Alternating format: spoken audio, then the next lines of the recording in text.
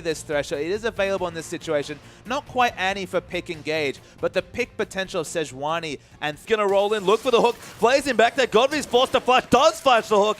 Very well played. Another teleport's coming in as Akon wants to try and make it happen. Pawn desperately wants the early kill. He flashes in for it, eats a turret hit, and the first blood goes to Thresh, but Orianna gets the kill onto Caston and his TBQ come through as well. Double knock up there. PYL's also here. Mako gonna get hooked up by PYL. Triple play, but it's not enough. And a 2-for-1 trade for LGD. The teleport was super on point from Akon. They pick up them squads. Still back on the Nautilus. Level 3 as the ulti does hit Pawn. No Riftwalk, can't get away. Dredgeline lands beautifully there onto Pawn. He turns around, he knows he's dead, and will go down as Orianna gets the kill. And at the last possible opportunity, just ping 6, engages with the ball, not respecting the ball whatsoever. Didn't have Riftwalk himself, and goes the Caston in this meta, but up top. Kalilov actually ulti onto Akon. Pawn's up here as well. Koro trying to find a way in, and Pawn really needs a kill onto Akon, who does flash over. Pawn will follow. Koro will as well, and Pawn does claim the kill. Koro ultimate onto TBQ. He might be the next to fall. Kalilov lining up as Koro takes up the turret. Knockup comes through on Borrow, not enough, and Koro gets the next kill. Excellent roam.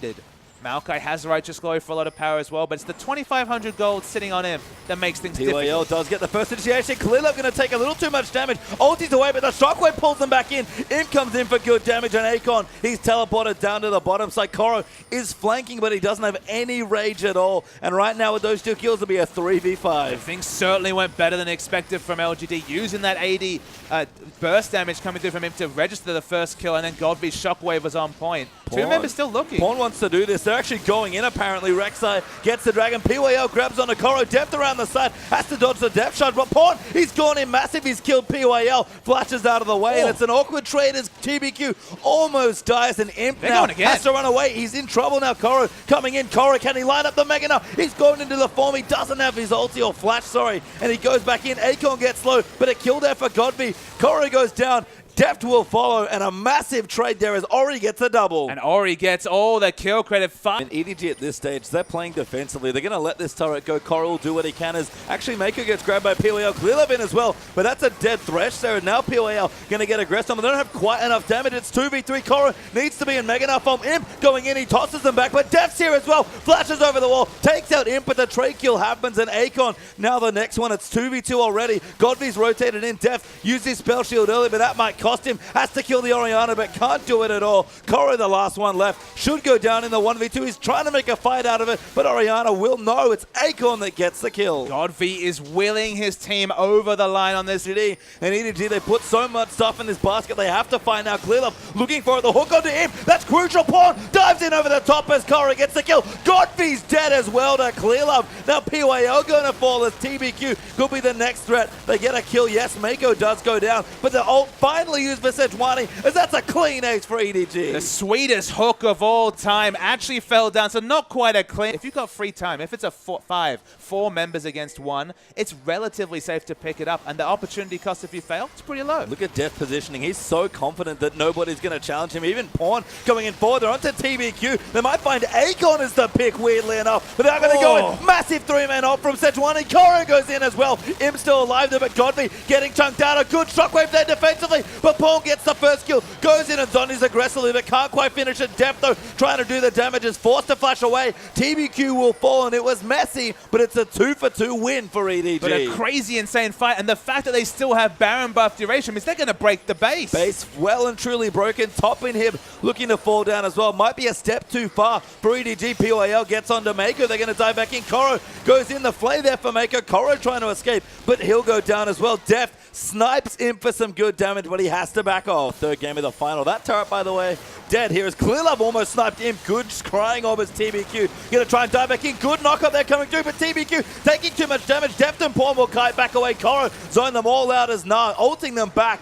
but EDG don't have many options left here. No ultimate here as Pawn. He's looking for a flank. Can he find it? EDG might be a step too far as LGD really want to fight them. TBQ going in aggressive. Koro's gonna go down in mini now form. Deft forced the depth charge. The ulti just lasts on the spell shield, but TBQ's low on Pawn. He wants a snipe, but he will not find it. Somehow making here.